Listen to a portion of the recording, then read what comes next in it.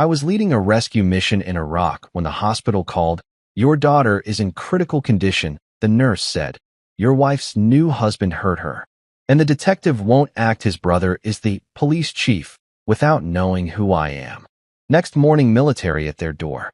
You know what they don't tell you about war zones?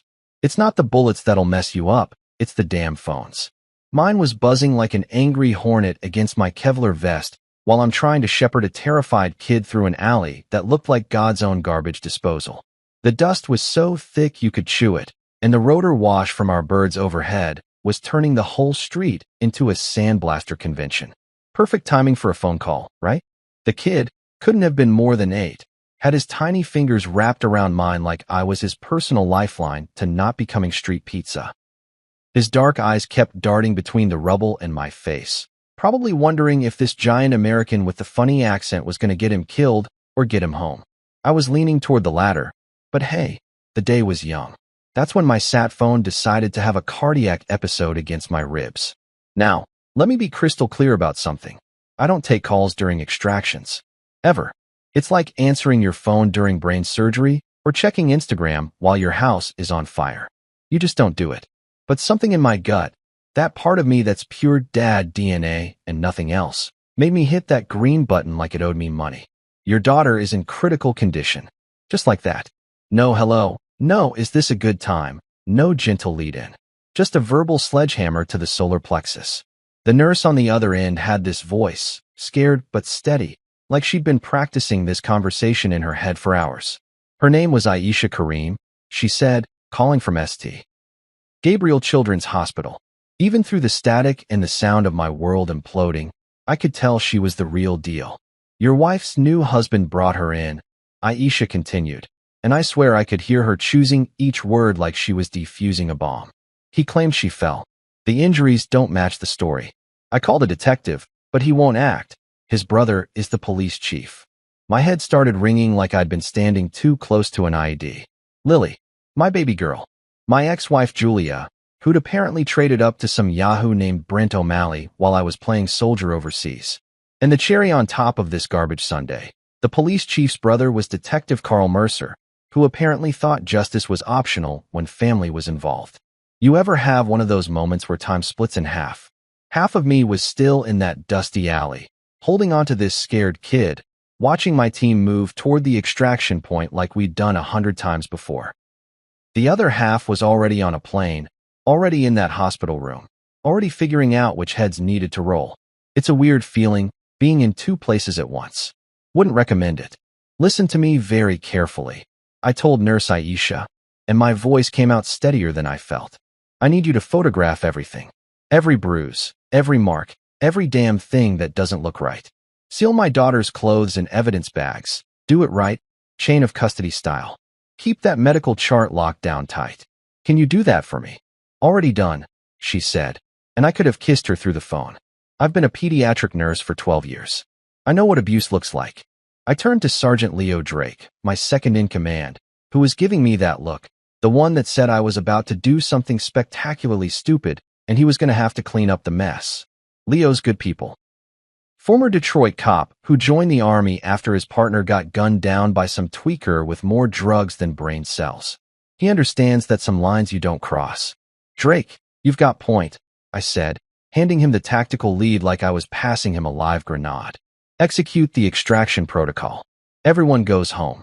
Sir, you're breaking about 17 different protocols right now, he said, but his tone was more worried than insubordinate. Command's gonna have your ass for breakfast. I looked at him, then at the kid still clinging to my hand, then at the chaos swirling around us like the world's worst snow globe.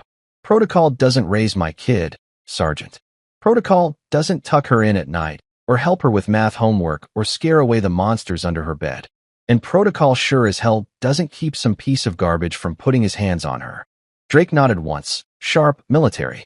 Understood, sir. We'll handle the cleanup here. You go handle yours. That's when I called in a favor that was going to cost me big time. Major Quentin Rhodes owed me for that mess in Kandahar where I'd pulled his sorry, but out of a firefight that should have been his last day on Earth. Quincy's got more pull with the brass than a freight train, and when I told him I needed emergency leave and transport back to the States, he didn't ask questions. Just said, consider it done. 21 minutes later, we were wheels up, and I was staring at the desert disappearing beneath us like a bad dream. But I wasn't thinking about sand or insurgents or the mission we'd just completed. I was thinking about 3 names I'd scratched onto my knee board with a tactical pen: Brent O'Malley, Detective Carl Mercer, and Chief Alan Mercer. See, here's the thing about guys like me. We don't do emotional outbursts. We don't show up screaming and throwing punches like some yahoo in a bad action movie. That's amateur hour stuff. When you've spent years learning how to dismantle networks of bad guys who think they're untouchable, you develop a different approach. You learn to pull levers instead of triggers. You learn to apply pressure in all the right places until the whole rotten structure comes tumbling down. I wasn't coming home to shout or cry or have some dramatic confrontation in a hospital corridor. I was coming home to wage war, the quiet kind, the methodical kind, the kind that starts with phone calls and paperwork and ends with handcuffs and orange jumpsuits. Because these clowns had made one crucial miscalculation. They thought being connected would protect them. They thought their little boys' club of badges and favors would keep them safe. They were about to learn the difference between local politics and federal intervention. They were about to discover that some fights you can't win by knowing the right people or greasing the right palms. And most importantly, they were about to find out what happens when you mess with a soldier's kid. The plane banked toward home, and I started making my list. 21 minutes. That's how long it took to go from holding a scared kid's hand in a dust bowl to strapping myself into a military transport that was hauling ass toward the States like its tail was on fire. In the civilian world, 21 minutes gets you through a decent sitcom episode or a really slow Starbucks line. In my world, 21 minutes was enough time to completely flip the script on everything I thought I knew about my life. The heat coming off that Iraqi runway looked like reality was having a stroke. All wavy and distorted, like someone had cranked the contrast knob on the universe until everything looked fake. But sitting there in that cargo hold, watching the desert shrink to nothing through a porthole the size of a dinner plate, the only thing that felt real was the white-hot ball of rage sitting in my chest like a coal that wouldn't burn out. You know what they don't tell you about emergency flights? The silence. Sure, the engines are screaming and the whole bird is shaking like it's coming apart at the rivets. But inside your head, it's dead quiet. Just you and whatever demon you're carrying across the ocean. Mine had a name. Actually, it had 3 names, all scribbled on my knee board in handwriting that looked like I'd been writing during an earthquake. I pulled out my encrypted phone, the kind that makes the NSA proud, and started typing messages to the only 3 people on planet Earth who could help me turn this nightmare around. First up was Colonel Miriam Stone, retired, my old commanding officer who'd basically invented the art of getting things done without asking permission from every pencil pusher between here and Washington. Miriam's got this reputation for being able to move mountains, and by mountains, I mean bureaucrats who think their job is to sit on their hands while kids get hurt. Miriam. I typed, keeping it short because encrypted messages aren't the place for war and peace. Need a federal favor. Child abuse case. Local PD compromised. Moving fast. We'll explain when boots hit ground. Second message went to Rafael Ortiz, this investigative journalist who'd been chasing corruption stories like a bloodhound with a journalism degree. Rafa's got this annoying habit of being right about everything, especially when it comes to cops who think their badges make them bulletproof. Word on the street was he'd been sniffing around the Mercer family for years, just waiting for someone to crack the door open wide enough for him to stick his foot in. Rafa, I pecked out. Remember that Mercer story you've been sitting on? Today's your Christmas morning. Call you when I land. The third message was the longest, because it was going to Priya Desai, and Priya doesn't do anything halfway. She's this child advocacy social worker who knows the system better than the people who built it. Every loophole, every pressure point, every way to make bureaucrats squirm when they're trying to sweep something under the rug. If you want someone who can navigate hospitals and courtrooms like she's got GPS coordinates for justice, Priya's your girl. Priya, incoming child abuse case, potential law enforcement obstruction. Need someone who knows hospitals and courts. Speed is everything. Details when I'm stateside. Hit send on all 3, then leaned back against the cargo netting and tried not to think about what Lily looked like right now. That's a dangerous road. Letting your imagination run wild when your kid's in the hospital and you're stuck in a flying metal tube somewhere over the Atlantic. Your brain starts painting pictures you can't unsee, and before you know it, you're planning 17 different ways to commit homicide without leaving fingerprints. Instead, I focused on what I knew for sure. Systems protect the people who build them. That's not some philosophical bullshit. That's cold, hard reality. Cops protect cops, politicians protect politicians, and everybody else can get bent. It's not personal, it's just how the machine works. But here's the thing about machines, they've got weak points. Pressure points. Places where you can stick a crowbar and watch the whole thing come apart like a cheap watch. The Mercer brothers thought they had the perfect setup.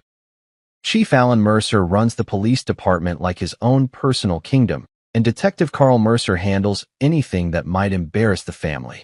Neat, tidy, bulletproof.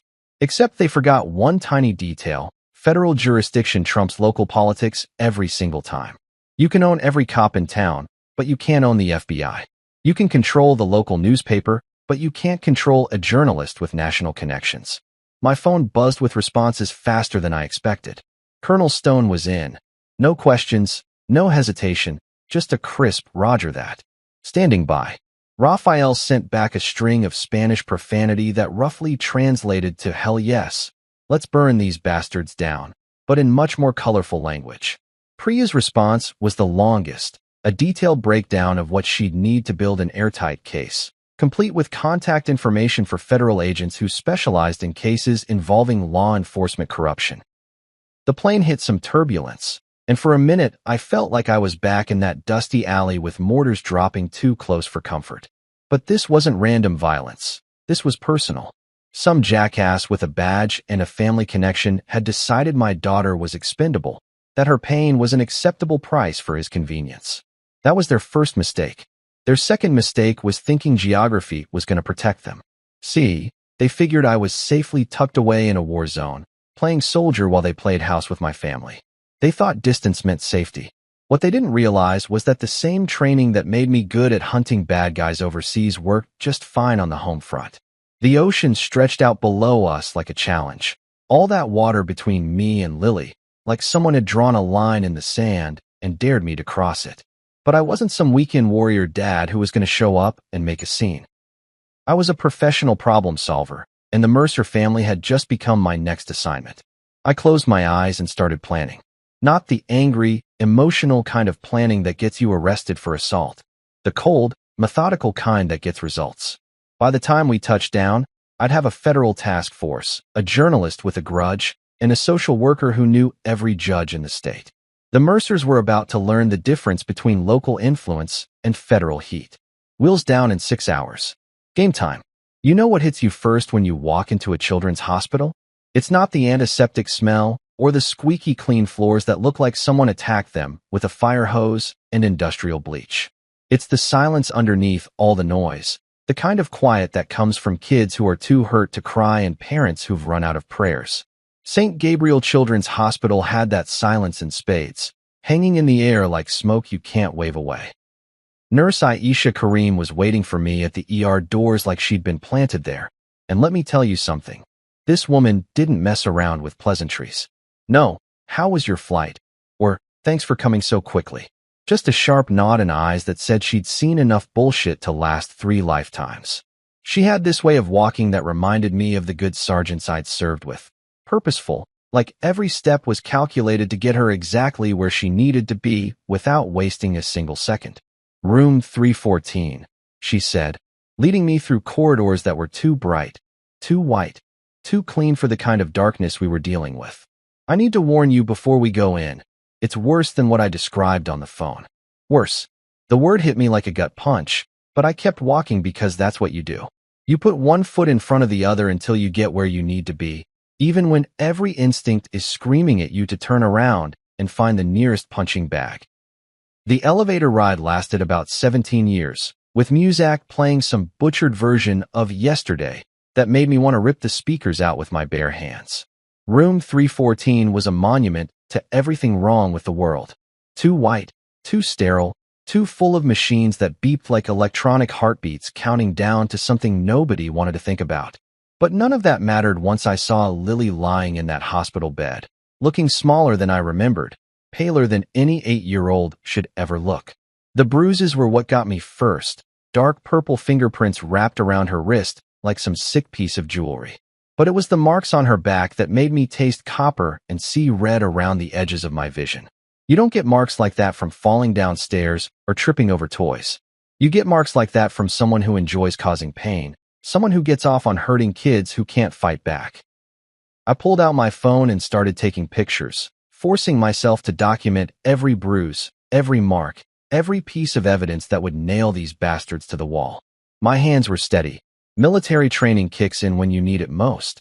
But inside, I was coming apart like a cheap suit in a thunderstorm. Aisha handed me a manila envelope that felt heavier than it should have. Inside were sealed evidence bags containing Lily's clothes, a pink shirt with unicorns on it, and little denim leggings that were still damp in places that made my stomach lurch. But the real treasure was the USB drive she slipped me along with the clothes. I recorded my phone call with Detective Carl Mercer, she said, keeping her voice low like we were discussing state secrets. You need to hear this. I plugged the drive into my phone and hit play, and what I heard made me want to put my fist through the nearest wall. Detective Mercer's voice came through the tiny speaker's sounding board, like he was discussing the weather or what to have for lunch. Look, lady, kids fall down all the time. You hospital people get paranoid about every bump and scrape. Drop it. Drop it. 2 words that basically translated to, we don't give a damn about your daughter because it's inconvenient for us to care. 2 words that told me everything I needed to know about the quality of law enforcement in this particular corner of America. That's when Julia decided to make her grand entrance, walking into the room like she owned the place.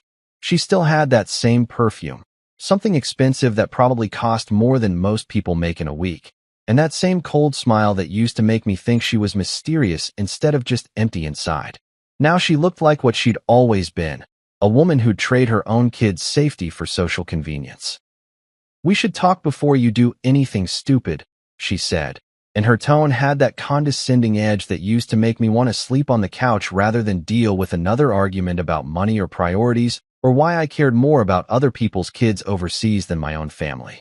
No, I said, and the word came out harder than I intended. I'll talk after I make 3 phone calls. One to a lawyer who specializes in federal civil rights violations, one to a journalist who's been dying to write a story about the Mercer family, and one to the military liaison who doesn't answer to your brother-in-law or anybody else in this joke of a police department. Her smile cracked like ice on a warm day.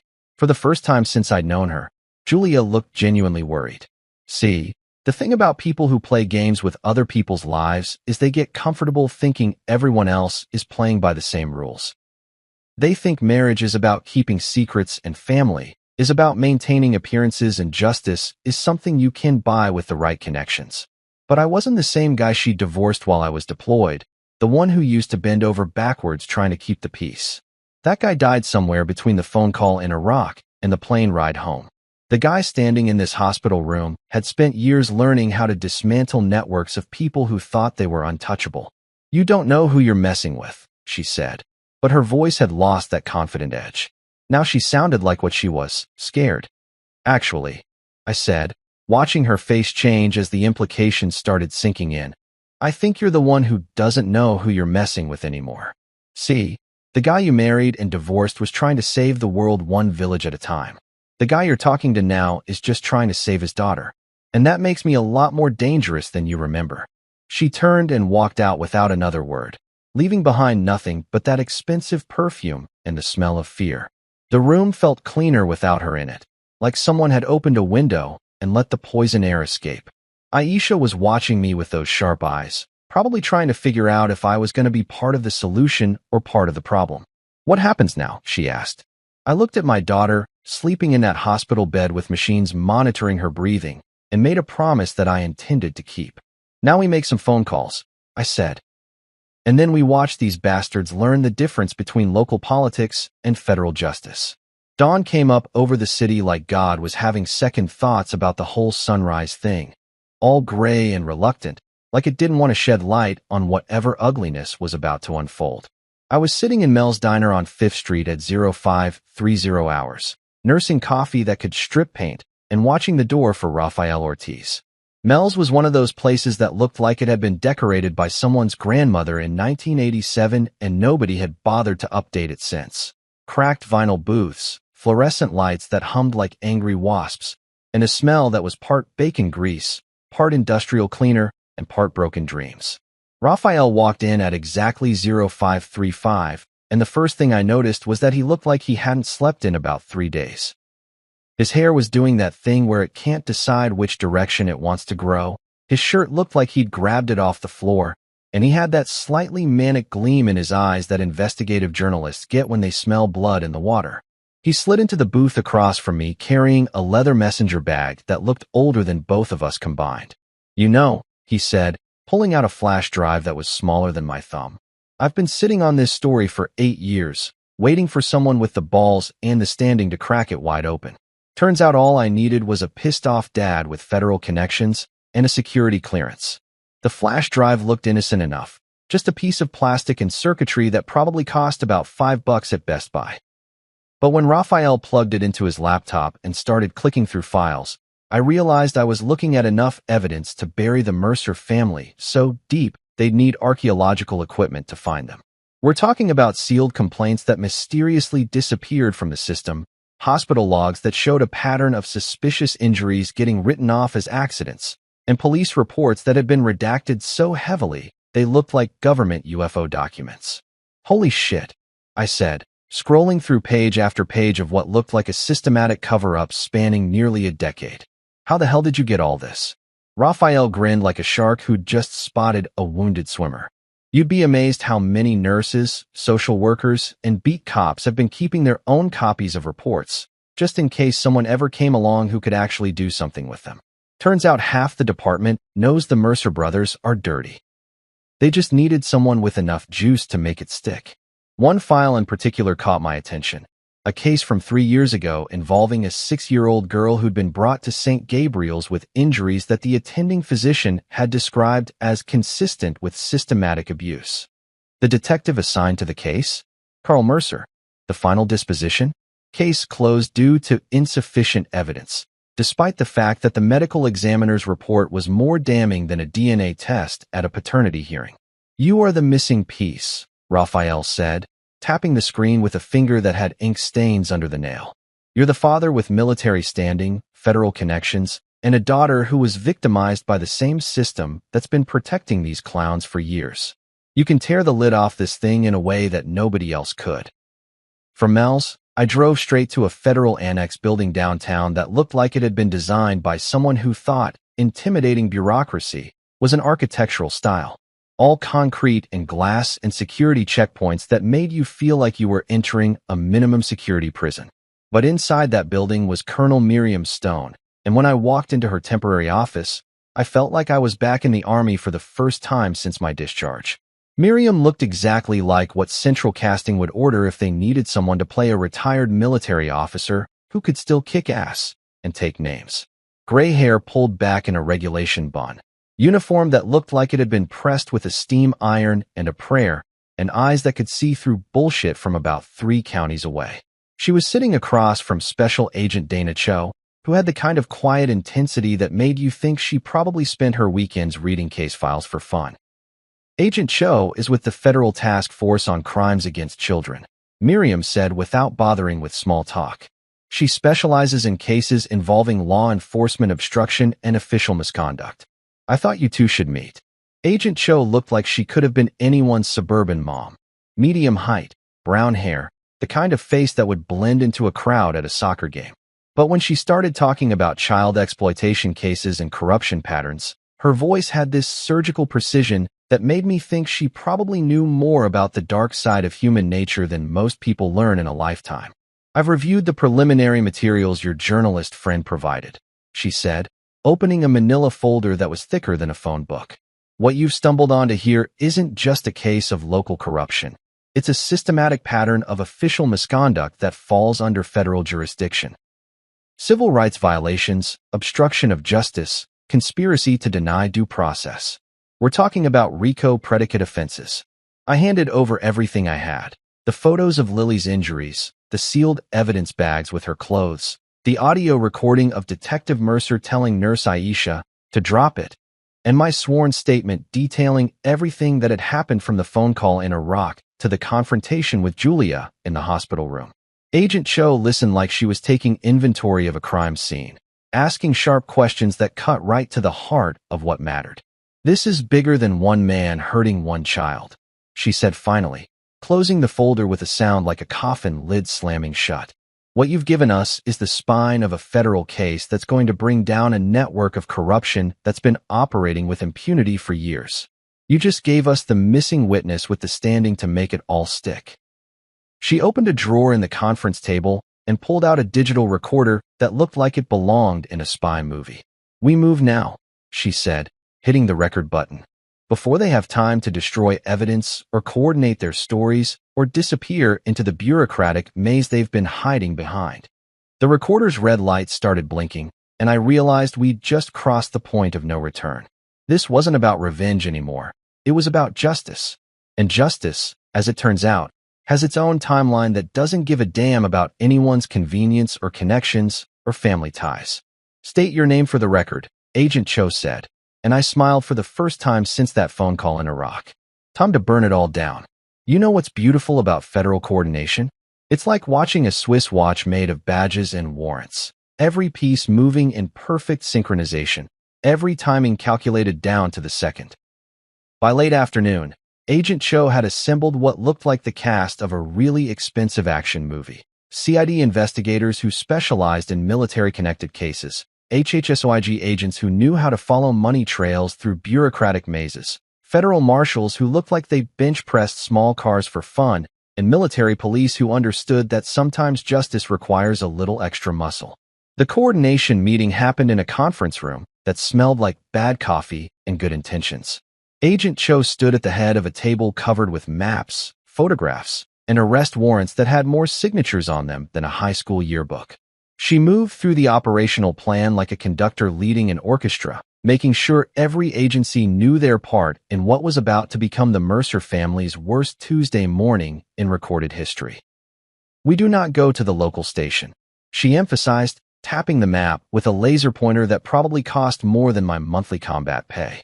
"These people own that building. They own those walls. They own every desk and filing cabinet and coffee machine. We go around them, over them, and through them, but we do not give them home field advantage."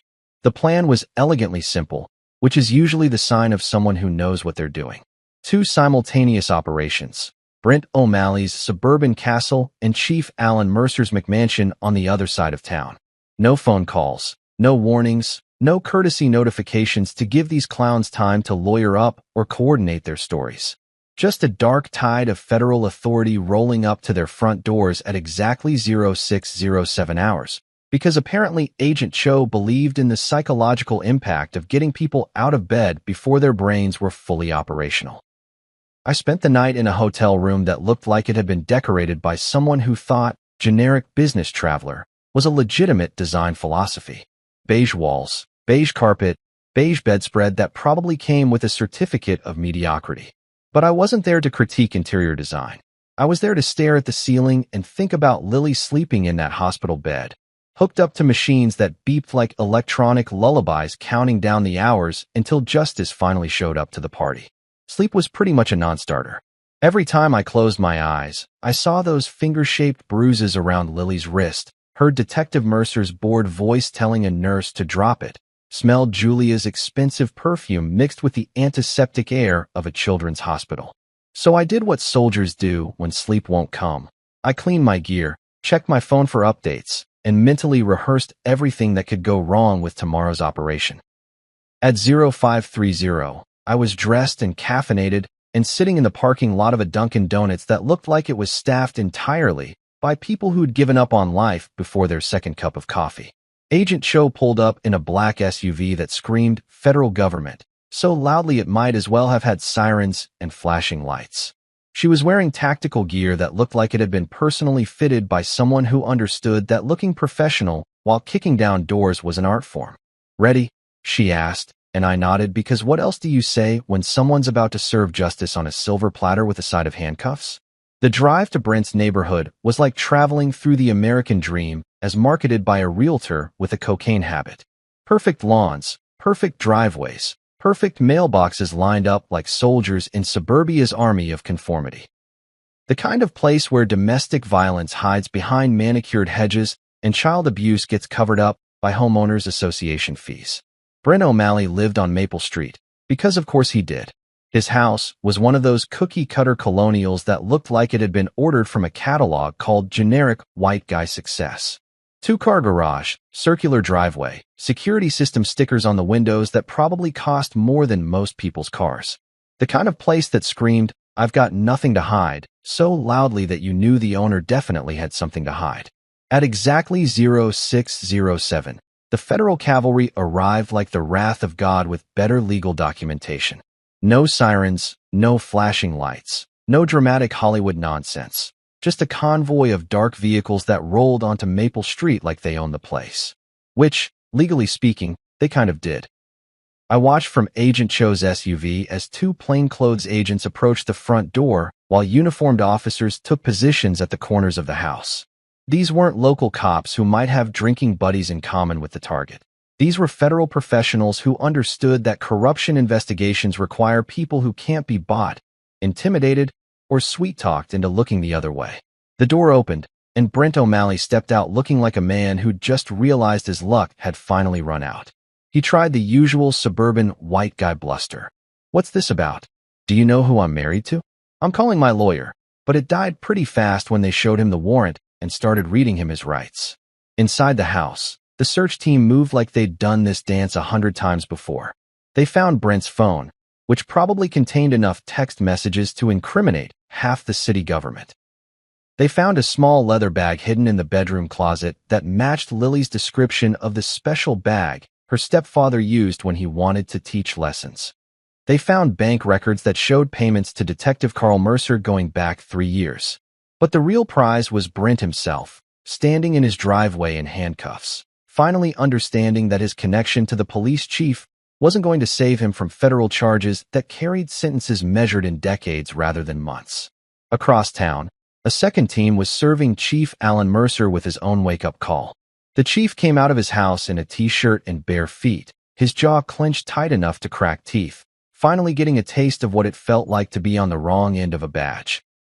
By 0800, both men were in federal custody, and Agent Cho was fielding phone calls from defense attorneys who suddenly realized their usual tricks weren't going to work against prosecutors who didn't care about local politics or family connections or who knew whom at the country club. I stood in Brent's driveway, watching the neighbors peek through their curtains like they were witnessing the apocalypse, and felt something I hadn't felt since that phone call in Iraq: hope. Not the warm, fuzzy kind of hope you get from greeting cards, but the cold, hard kind that comes from watching bullies finally meet someone bigger than they are. The system that had failed my daughter was about to learn what federal jurisdiction really meant. You know what's faster than gossip in a small town? Federal arrests hitting social media when half the city government gets perp-walked before breakfast. By 0900, my phone was blowing up like a Taliban ammunition depot, buzzing and chirping with calls from numbers I recognized, numbers I didn't, and numbers that probably belonged to reporters who'd sold their souls for a good story and were now smelling Pulitzer Prize potential in the morning air. The news broke on Channel 7 first, probably because Raphael had friends in all the right places and understood the value of timing. Police chief arrested in federal child abuse cover-up probe. The headline crawled across the bottom of every screen in the city like a virus spreading through the local power structure's worst nightmare. By mid-morning, it wasn't just local news. CNN picked it up, then Fox, then every blogger and podcaster who'd ever complained about police corruption had something to say about the Mercer family's spectacular fall from grace. I was holed up in my rental car outside St. Gabriel's Hospital, watching the media circus set up camp on the front lawn like they were preparing for a siege. News vans with satellite dishes, reporters checking their hair and phone cameras, photographers with lenses long enough to spot corruption from orbit. The whole scene looked like democracy having a messy public breakdown, which, when you think about it, was pretty much exactly what was happening. My phone rang for the 20th time in an hour, and I let it go to voicemail along with all the others. Reporters wanting quotes, old army buddies who'd seen my name in the news, distant relatives suddenly remembering they had my number. Even got a call from some producer in Hollywood who wanted to know if I'd sold the movie rights yet. Because apparently nothing says American justice like turning your kids' trauma into entertainment for people who eat popcorn in the dark. At 0912, Julia showed up at my temporary command post, which was basically a rented Honda Civic in the hospital parking lot. She brought Detective Carl Mercer with her, and the two of them looked like they were heading to a funeral, which, considering what had happened to their little protection racket, they basically were. Julia was wearing her serious conversation face, the one she used to put on when she wanted to discuss money or why I spent too much time overseas or whether we should refinance the house. Carl looked like someone had told him Santa Claus was actually a federal prosecutor. They walked up to my car like they owned the place, which was pretty ballsy considering one of them was married to a guy who was currently enjoying federal hospitality and the other one was probably going to join him before lunch. Julia tapped on my window with fingernails that probably cost more than most people's grocery budget, wearing that smile that used to make me think she was being mysterious instead of manipulative. I rolled the window down exactly 2 inches, enough to hear whatever bullshit they were selling, not enough to make it feel like a friendly conversation. "We need to talk," Julia said, using that tone that suggested this was somehow my fault. "Before you make this situation worse for everyone, including Lily." "Interesting theory," I said, keeping my voice flat as a runway. "Here's mine. You and Detective Dumbass there need to get away from my car before I call Agent Cho and let her know you're attempting to intimidate a federal witness." Carl stepped forward, probably forgetting that his badge didn't carry much weight when his boss was wearing handcuffs and an orange jumpsuit. "Look, we can work this out. Family business should stay family business. Nobody needs to get hurt here." I looked at him through that 2-inch gap in the window and wondered if he'd practiced that speech in the mirror or if stupidity just came naturally to him. "Detective Mercer," I said, "your brother is in federal custody. Your brother-in-law is looking at 20 years in prison, and you're standing in a hospital parking lot trying to intimidate the father of an abuse victim. If you think this situation can get any worse for you, I'm happy to prove you wrong." Julia's mask slipped for just a second, and I saw something I'd never seen before, genuine fear. Not the social anxiety she used to get when she thought people were judging her outfit or her car or her choice in husbands. This was the kind of fear that comes when you realize the game is over and you're standing on the wrong side of history with your ass hanging out in the wind. But instead of backing down, she doubled down, because people like Julia would rather burn the whole world down than admit they were wrong. "You think you're some kind of hero?" she hissed through that window gap. "You destroyed a family. You destroyed careers. You destroyed lives." "No," I said, and my voice came out colder than I intended. "I protected my daughter. The rest of you destroyed yourselves." That's when Colonel Miriam Stone pulled up in a government sedan that looked like it had been designed by people who understood that intimidation was a form of communication. She got out wearing her dress uniform and the kind of expression that made junior officers check their shoelaces and senior officers remember urgent appointments somewhere else. Julia and Carl took one look at 6 feet of retired military officer walking toward them like justice in a pressed uniform and suddenly remembered they had somewhere else to be. They scurried back to their car faster than cockroaches when someone turns on the kitchen lights. Colonel Stone watched them drive away, then walked over to my window with a manila envelope thick enough to choke a horse. "Assistant District Attorney Sophia Park is expecting you," she said.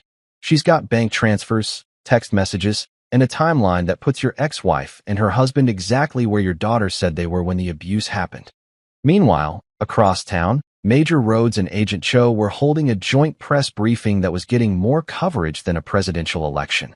They didn't mention my name. Federal investigations protect witnesses, unlike local police departments that leak information like sieves. But they made it clear that this case mattered, that children's voices would be heard, and that nobody was above the law. The reporters asked the usual questions about jurisdiction and evidence, and whether there would be more arrests. Agent Cho answered with the kind of professional precision that made it clear she'd done this dance before.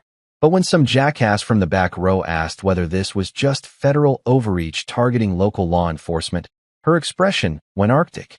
This investigation began when a nurse called to report suspected child abuse and a detective told her to drop it, she said. "If that's what you consider legitimate law enforcement, then we have very different definitions of the word legitimate."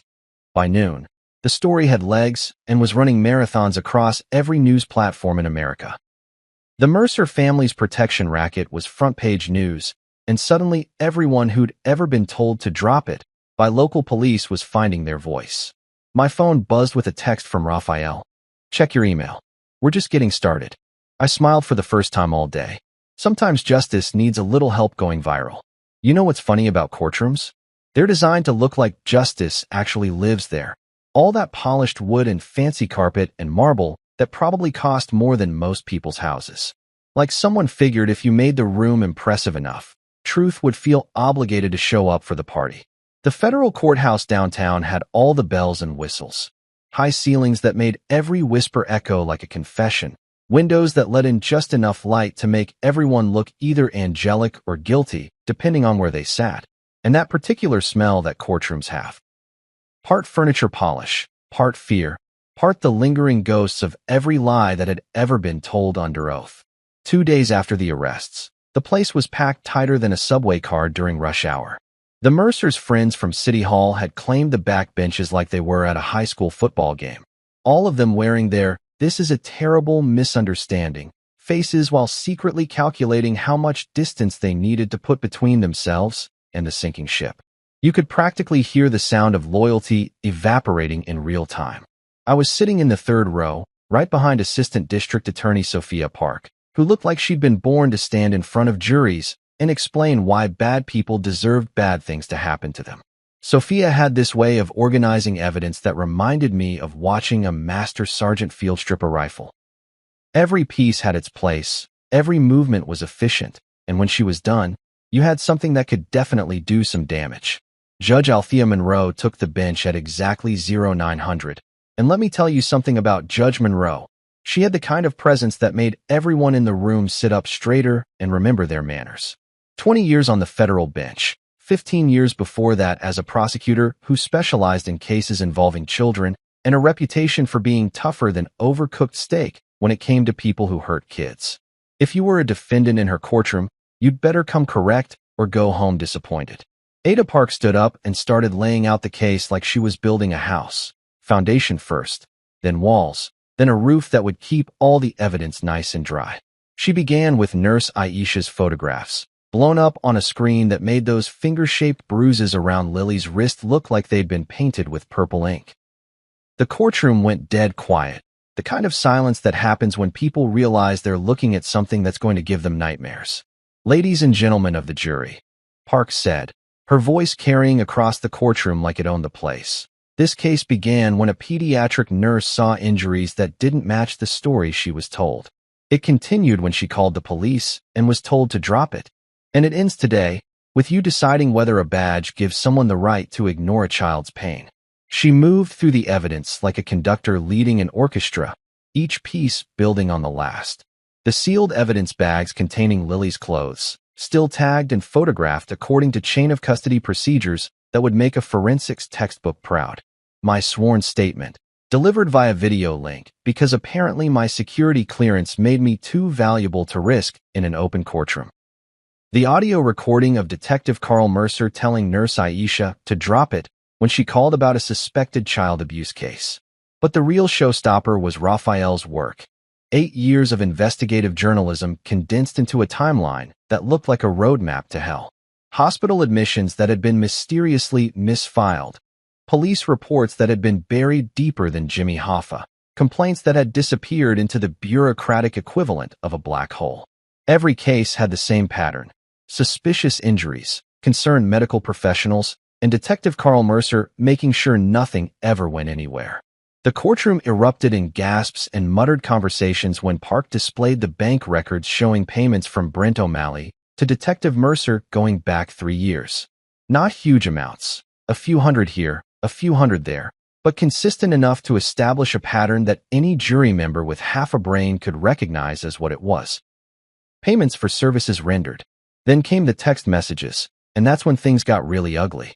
Ada Park read them out loud in that clear, professional voice that made every word sound like a nail being hammered into a coffin. From Brent O'Malley to Julia O'Malley, 2 days before Lily was hospitalized. Kid needs to learn some respect. Time for a lesson. From Julia O'Malley to Brent O'Malley, The same day. Just don't leave marks where people can see them. From Brent O'Malley to Detective Carl Mercer, the day Lily was admitted to the hospital. We have a situation. Need it handled quietly. From Detective Carl Mercer to Brent O'Malley, 2 hours later. Consider it handled. Kids fall all the time. But the message that really drove the nail home was Julia's response when Brent texted her about the hospital asking too many questions. She'll survive. Maybe she'll learn to stay in her place. The silence in that courtroom was so thick you could have cut it with a knife and served it for dinner. I watched the jury members' faces as they processed what they'd just heard. 12 ordinary people realizing they were looking at the kind of evil that hides behind suburban respectability and family connections. Judge Monroe's expression went from judicial neutrality to something that looked like she was calculating how many years of prison time would be sufficient to balance the scales of justice. Her pen had stopped moving across her notepad, and she was staring at the defendant's table like she was trying to figure out what species of human could write those messages about a child. When Ada Park displayed the photographs of Lily's injuries alongside the text messages, the impact was devastating. You could literally watch the defendant's lawyers realizing that their usual bag of tricks, character witnesses, procedural challenges, reasonable doubt arguments, weren't going to work against evidence that damning. Brent O'Malley sat at the defendant's table looking like someone had explained to him that karma was real and it had his home address. His expensive lawyer kept shuffling papers like he was looking for a miracle hidden somewhere in the legal briefs. Detective Carl Mercer stared at his hands, probably wondering how 20 years of being a cop had led to sitting in federal court wearing handcuffs and shame. But Julia was the most interesting to watch. She kept trying to catch my eye, wearing that same manipulative smile she used to use when she wanted me to forget about whatever she'd done wrong this time. Like she thought she could charm her way out of federal charges the same way she used to charm her way out of taking responsibility for anything. Ada Park saved the best for last. A recorded statement from Lily, taken by a child psychologist in a setting designed to make kids feel safe. The jury listened to my 8-year-old daughter describe, in her own words, what her stepfather had done to her and how her mother had told her to keep it, their special secret. When the recording ended, Judge Monroe called for a 15-minute recess, and I watched 12 jurors file out looking like they'd just witnessed a car accident. The Mercer supporters in the back rows suddenly found the exit doors very interesting. Justice, it turned out, looked a lot brighter when you turned up all the lights. You know what's beautiful about watching a house of cards fall down? It doesn't happen all at once. First one card wobbles, then another starts to lean, and before you know it, the whole structure is collapsing faster than a politician's promises during election season. The Mercer family protection racket started coming apart the minute Brent O'Malley realized that federal prosecutors don't give a damn about local politics or family connections or how much money you donate to the Police Benevolent Association. It was day 3 of the trial, and Brent's lawyer, some overpriced suit from a downtown firm that probably charged more per hour than most people make in a month, was having what you might politely call a nervous breakdown. He kept shuffling through papers like he was looking for a get-out-of-jail-free card that definitely wasn't there, sweating through a shirt that probably cost more than my car payment, and shooting desperate looks at the jury like he was hoping one of them might suddenly develop selective blindness. That's when Brent decided to cut his losses and throw everyone else under the bus so hard they'd need tire tracks as evidence. His lawyer stood up and announced that his client wanted to cooperate with the prosecution, which is legal speak for, "We're totally screwed, and we're willing to screw everyone else if it means we might get to see daylight again before we're collecting Social Security." The plea hearing was like watching a grown man wet himself in public, except instead of embarrassment, it was federal charges, and instead of a change of clothes, it was a plea agreement that would keep him from spending the rest of his life in a concrete box. Brent sat at that defendant's table looking like someone had explained to him that karma was real and it had been taking notes. "Your Honor," Brent's lawyer said, his voice shaking like he'd been mainlining espresso and anxiety. "My client wishes to accept responsibility for his actions and cooperate fully with the government's ongoing investigation into official corruption and obstruction of justice." Judge Monroe looked at Brent like she was trying to decide whether he deserved a life sentence or just a really long one. "Mr. O'Malley," she said, her voice colder than a Minnesota winter, "do you understand that by pleading guilty, you're admitting to systematically abusing a child and then conspiring with law enforcement officers to cover up your crimes? Brent nodded like a bobblehead with a nervous condition. Yes, Your Honor. I also understand that my cooperation agreement requires me to provide complete and truthful testimony about the role played by Julia O'Malley, Detective Carl Mercer, and Chief Alan Mercer in obstructing this investigation. And just like that, the floodgates opened. Brent started spilling secrets like a drunk girl at a slumber party, except instead of gossip about who kissed whom behind the gymnasium, it was detailed testimony about how the Mercer brothers had been running interference for abusers for years.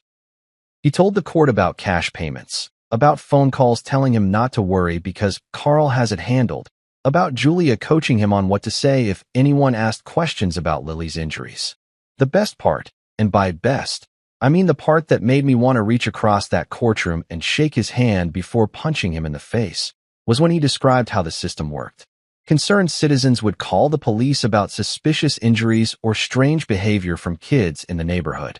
Detective Carl Mercer would take the calls, file reports that looked official, and then make sure those reports disappeared into the bureaucratic equivalent of a black hole. Meanwhile, Chief Alan Mercer would handle any federal inquiries by claiming jurisdiction and promising thorough investigations that never actually happened. It was a beautiful system, really, if you were the kind of sociopath who thought protecting child abusers was a legitimate use of taxpayer money and law enforcement authority. Detective Carl Mercer folded next, because apparently watching your co-conspirator throw you under the bus will make you reconsider your loyalty to the cause. His plea hearing was even more pathetic than Brent's, mostly because he spent the whole time trying to convince Judge Monroe that he was really a good cop who'd just made some bad decisions. Which is like saying Jeffrey Dahmer was really a good neighbor who just had some unusual dietary preferences. Your Honor, Detective Mercer said, his voice cracking like a 13-year-old boy asking someone to prom. I want to take responsibility for my actions and make amends for the harm I've caused to the community and to the children I swore to protect. Judge Monroe looked at him like she was calculating how much bullshit she was willing to tolerate in her courtroom on any given Tuesday. Detective Mercer, she said, you took an oath to serve and protect the citizens of this community. Instead, you used your badge and your authority to protect child abusers from the consequences of their actions. What exactly do you think making amends looks like in a situation like this? Carl Mercer didn't have an answer for that one. Probably because there isn't a good answer when you've spent years telling hospital workers to drop child abuse cases because they were inconvenient for your family's political ambitions.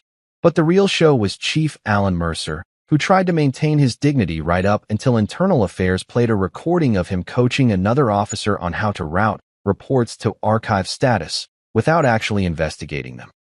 The recording was from 2 years ago, captured during what the chief thought was a private conversation in his office about how to handle sensitive cases involving prominent community members. Look, Chief Mercer's voice came through the courtroom speakers like the voice of corruption itself. Sometimes you gotta understand that being a good cop means knowing which cases deserve your full attention and which ones are better left alone. We're not social workers, we're law enforcement officers, and our job is to maintain order in the community. The other voice on the recording, later identified as Detective Mike Harrison, who'd been wearing a wire for the FBI for 6 months, asked what happened when cases involved actual crimes against children. Kids are resilient, the chief's voice replied. They bounce back. But careers and reputations? Those are harder to rebuild. You gotta think about the big picture. When that recording finished playing, you could hear a pin drop in that courtroom. Judge Monroe looked like she was personally offended that someone had wasted her time with a human being that morally bankrupt. The jury looked like they'd just watched someone kick a puppy while burning an American flag.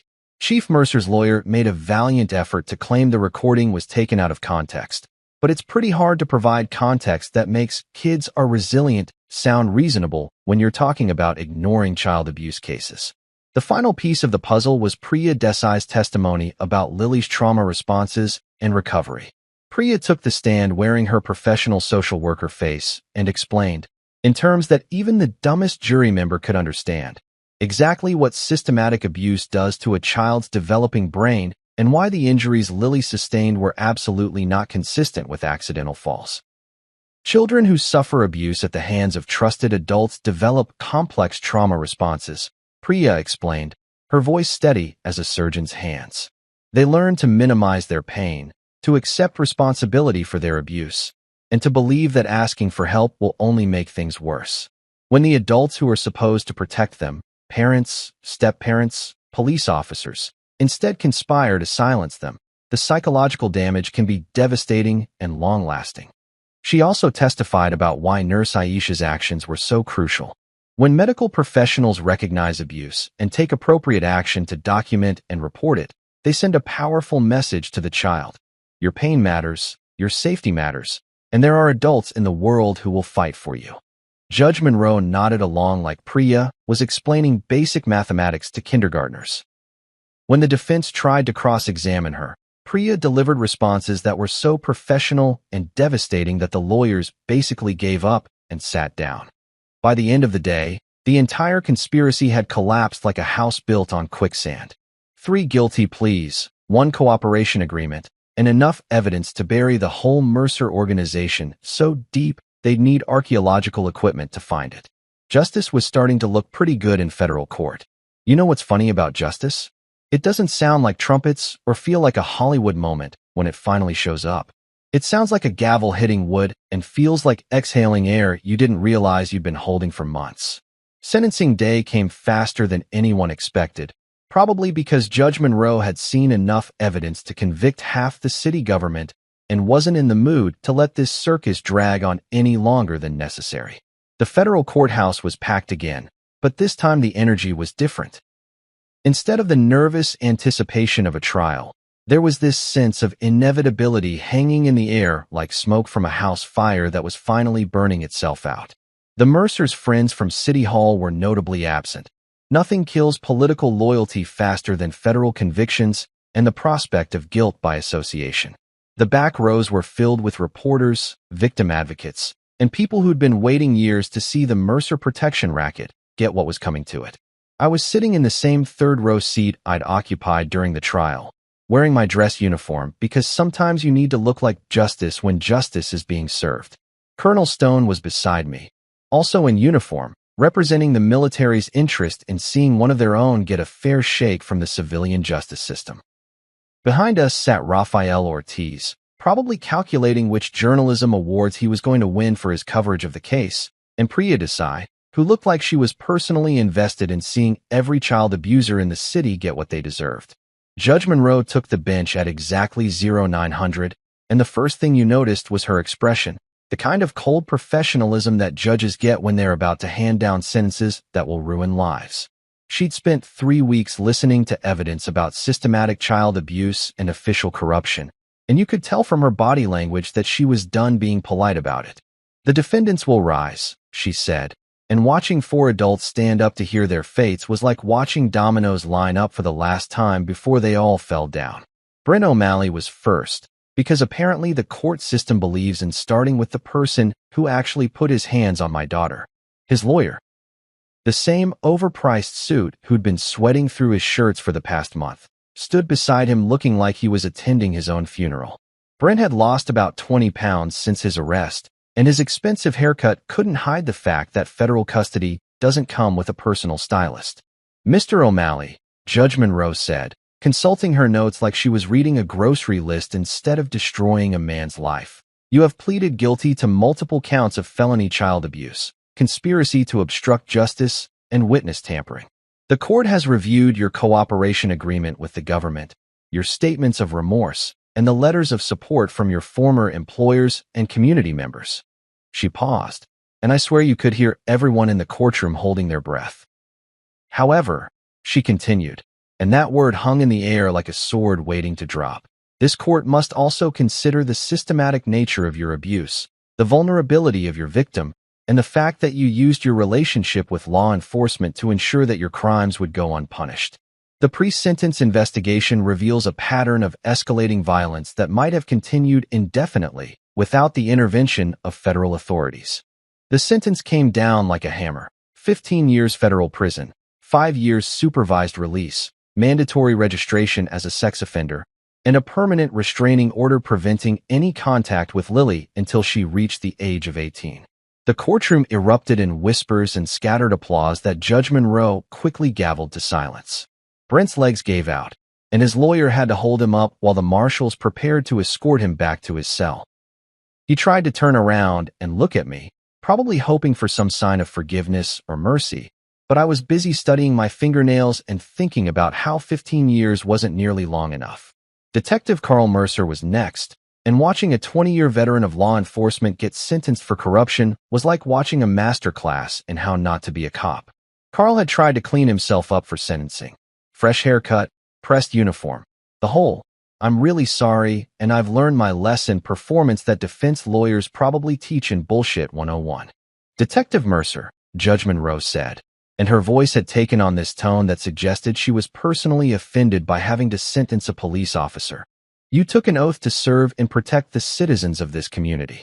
Instead, you used your badge and your authority to facilitate child abuse and obstruct justice. The evidence shows that you received payments totaling over $8,000 in exchange for making child abuse investigations disappear.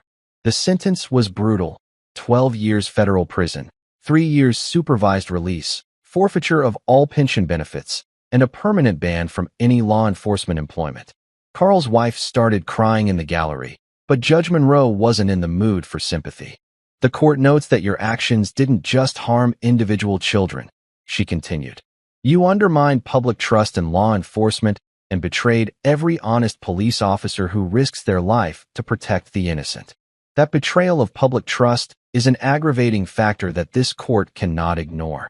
Carl's lawyer tried to argue for leniency based on his client's years of public service, but Judge Monroe shut that down faster than a bouncer at closing time.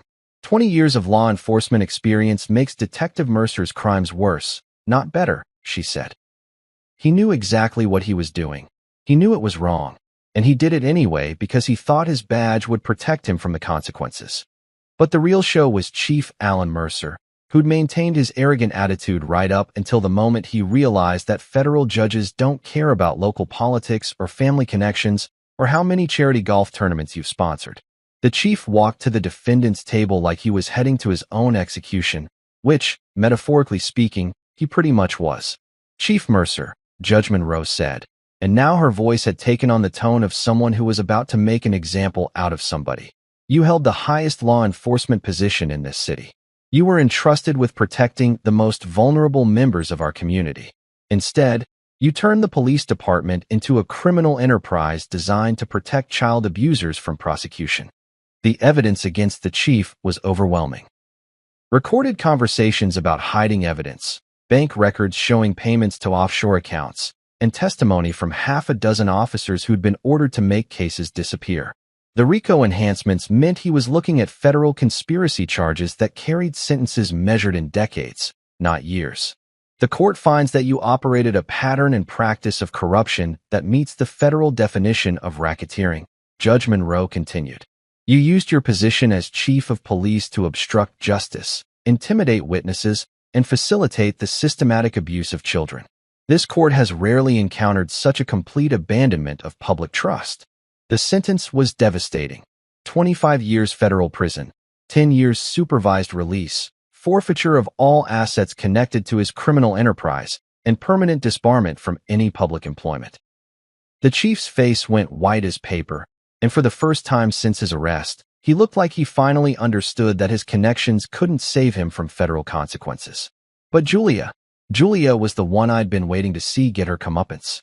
She tried to dress for sympathy, wearing some conservative outfit that probably came from a "how to look innocent at your federal sentencing" catalog. Her lawyer had been arguing for months that she was really a victim too, manipulated by her abusive husband into participating in crimes she didn't understand. Judge Monroe wasn't buying it. "Mrs. O'Malley," she said, reading from notes that probably contained every text message Julia had ever sent about keeping Lily's abuse quiet. "The evidence shows that you were not a passive victim in this conspiracy. You actively participated in your daughter's abuse, coached your husband on how to avoid detection, and conspired with law enforcement to ensure that your crimes would go unpunished." The text messages were read aloud again, and hearing Julia's words about teaching Lily to stay in her place, echoing through that courtroom, was like listening to evil speak its own name. The judge had obviously spent considerable time reviewing the evidence, because she quoted specific messages that showed Julia wasn't just complicit. She was enthusiastic. The court is particularly troubled by your statement that your daughter will survive, and maybe she'll learn, Judge Monroe continued. That level of callousness toward a child's suffering suggests a complete lack of maternal instinct and a fundamental inability to protect the child you brought into this world. Julia's sentence was 15 years federal prison, 5 years supervised release, and permanent termination of parental rights. She wouldn't see Lily again until my daughter was an adult, and even then, only if Lily chose to have contact with her. The courtroom was dead silent as the marshals prepared to escort Julia back to federal custody. She finally tried to look at me as they were putting the handcuffs on, probably hoping for some last-minute intervention or forgiveness, or maybe just acknowledgement that we'd once been married and shared a life together. But I was looking at Judge Monroe, who was explaining the appeals process and the conditions of federal supervised release, because Julia had stopped being my problem the minute she decided my daughter's pain was an acceptable price for her convenience. The whole sentencing hearing took less than 3 hours, but watching 4 people get a combined total of 67 years in federal prison was like watching justice work in fast forward.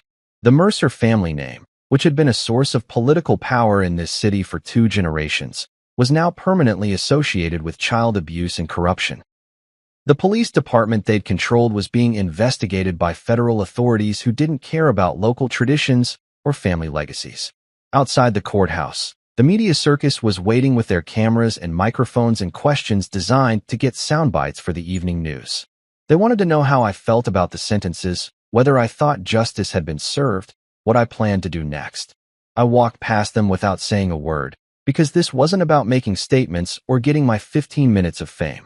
This was about my daughter sleeping safely in her hospital bed, knowing that the people who'd hurt her were never going to hurt her again. Colonel Stone caught up with me on the courthouse steps, and she had this expression that I'd seen before, the look that career military officers get when they've watched justice work the way it's supposed to work. "You didn't miss," she said, squeezing my shoulder once.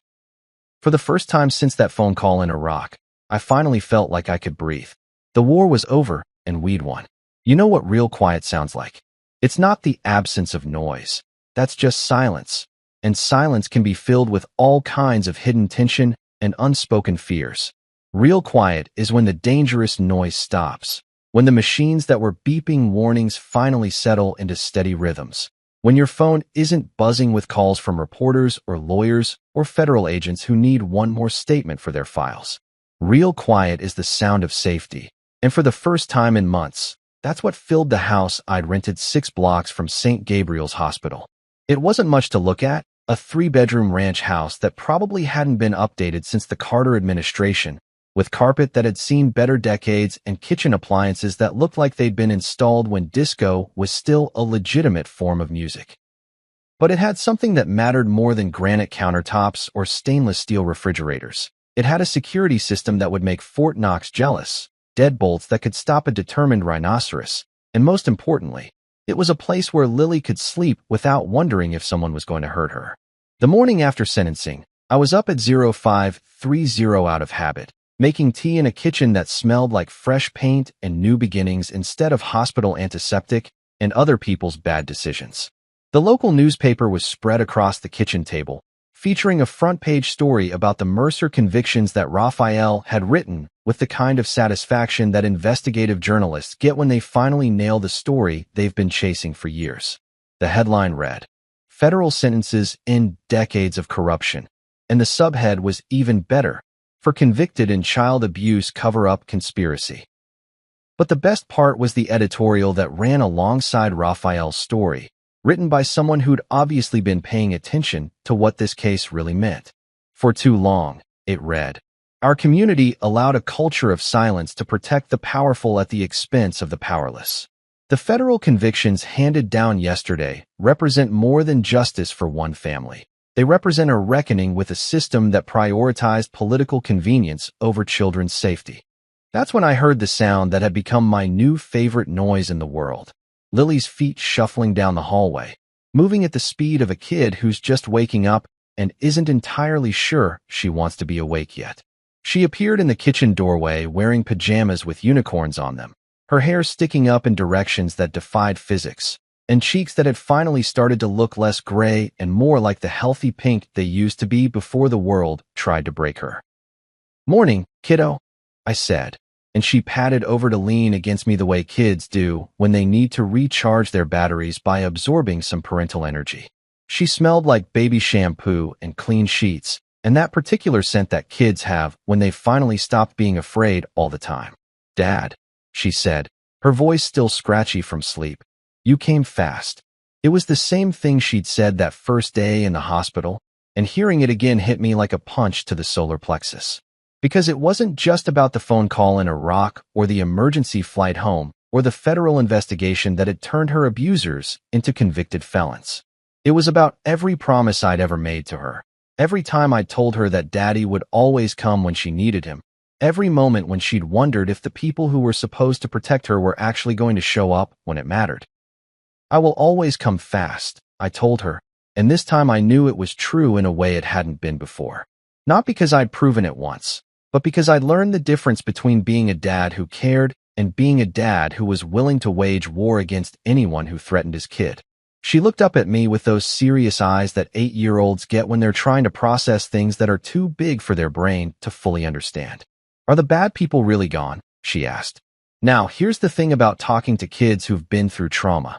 You can't give them fairy tale answers, but you also can't dump the whole ugly truth on them like they're miniature adults who can handle the complete breakdown of how justice works. You have to find that sweet spot between honesty and hope, between protecting their innocence and giving them enough information to feel safe. "The bad people are in prison," I said, sitting down at the kitchen table so we could have this conversation at eye level. "Brent is going to be in prison for 15 years. Your mom is going to be in prison for 15 years. Detective Mercer is going to be in prison for 12 years. And Chief Mercer is going to be in prison for 25 years. Lily processed this information with the seriousness of a Supreme Court justice reviewing a constitutional amendment. "That's a really long time," she said. "It is," I agreed. "By the time any of them get out of prison, you'll be all grown up. You'll probably have a job and maybe kids of your own, and they'll be old people who can't hurt anyone anymore." But she had more questions, because kids always do when they're trying to make sense of a world that doesn't make sense. Why didn't anyone believe me before? This was the hard one, the question that went to the heart of everything that had gone wrong with the system that was supposed to protect her. How do you explain to an 8-year-old that adults sometimes care more about protecting their reputations than protecting children? How do you tell a kid that badges and uniforms and positions of authority don't automatically make someone trustworthy? "Some people did believe you," I said carefully. "Nurse Aisha believed you. That's why she took pictures and called me. Priya believed you. That's the lady who came to talk to you at the hospital. Agent Cho believed you. Colonel Stone believed you. Raphael believed you. All the good people believed you. But the police didn't believe me. The bad police didn't believe you because they were friends with Brent and your mom," I said. "They were more worried about protecting their friends than protecting you. But there are good police officers too. The federal agents who arrested the bad people were police officers. The difference is that the good police officers care more about protecting kids than protecting bad adults." Lily nodded like this made sense to her, which was a relief because I wasn't entirely sure I was explaining it right. Kids need the world to make sense, even when the world is demonstrably insane. "Will you have to go back to the war?" she asked, and this question hit me harder than all the others because it went to the heart of what this whole experience had taught me about priorities and choices and what it really means to serve and protect. "No," I said, and saying it out loud felt like making a promise to both of us. "I'm done with that war. My job now is taking care of you." The truth was more complicated, of course. I still had a few months left on my enlistment, but Colonel Stone had already started the paperwork for a compassionate discharge that would let me transition to civilian life without the usual bureaucratic nightmare. The Army understands that soldiers with kids who've been victimized need to be present for the recovery process, and they don't make you choose between serving your country and serving your family when your family needs you more. But there was another truth that I was still getting used to. I was done being the guy who tried to save the world one village at a time while my own kid was getting hurt in my absence. I was done with deployments and overseas assignments and missing Christmas mornings because some general thought my particular skill set was needed in whatever sandbox we were currently trying to democratize. My war was here now, and it was going to be fought in pediatric therapy appointments and school board meetings and every other battlefield where parents fight for their kids' future. That afternoon, I started making the calls I'd promised myself I would make, not to lawyers or federal agents or journalists, but to the people who'd made it possible for justice to actually work the way it was supposed to work. First call went to Nurse Aisha, who was back at St. Gabriel's doing what she'd always done, advocating for kids who couldn't advocate for themselves. When I thanked her for saving my daughter's life, she said something that I'm probably going to remember for the rest of my life. Every child deserves to have someone who believes them. I'm just glad Lily had so many someones when it mattered. Second call went to Raphael, who was already working on a follow-up story about systematic reform in the city's police department and the federal oversight that was going to make sure the Mercer family's corruption racket stayed dead and buried.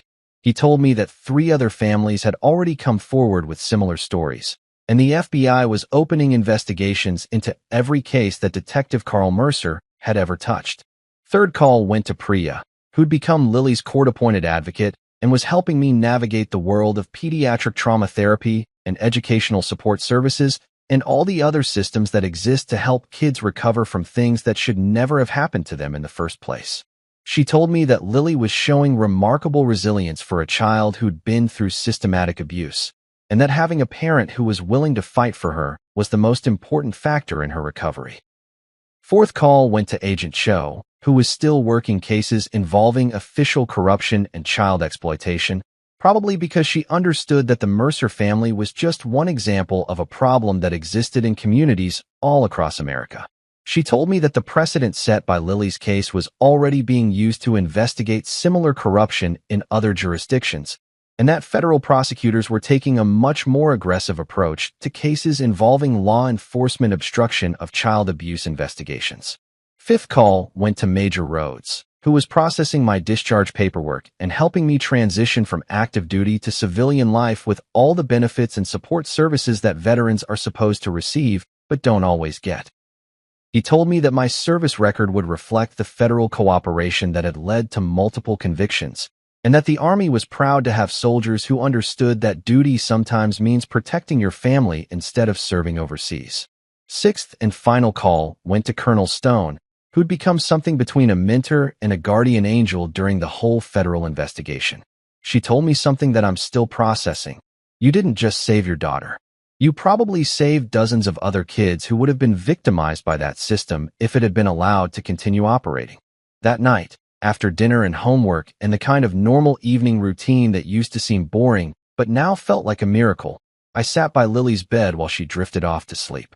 The machines that had been monitoring her vitals in the hospital were gone, replaced by a nightlight that projected stars on the ceiling and a stuffed elephant that she'd named Mr. Peanuts for reasons that made perfect sense to an 8-year-old. "Dad," she said, just before sleep claimed her. "Yeah, kiddo. Thank you for making the bad people go away." I sat there in the dark, listening to her breathing settle into the deep, even rhythm of a child who wasn't afraid anymore, and thought about promises and justice and the difference between revenge and responsibility. Revenge would have been showing up with a gun and settling the score the way soldiers are trained to settle scores. Justice was what we'd actually accomplished, a systematic dismantling of corruption that would protect not just Lily, but every other kid in this city who deserved to grow up safe. Revenge would have been sweet for about 5 minutes, until the consequences kicked in and I ended up in prison while Lily ended up in foster care. Justice was steady and permanent and built to last longer than the people who'd tried to break it. And my daughter wasn't a victim anymore. She was a survivor, a witness, a kid who'd helped bring down a network of corruption that had been operating for decades. She was free from fear, free from the people who'd hurt her, free to be a normal 8-year-old who worried about math homework and whether her friends would like her new haircut, instead of whether the adults who were supposed to protect her were going to hurt her instead. I kept my promise. I came fast, I fought hard, and I won. And for the first time since that phone call in Iraq, I finally let myself breathe.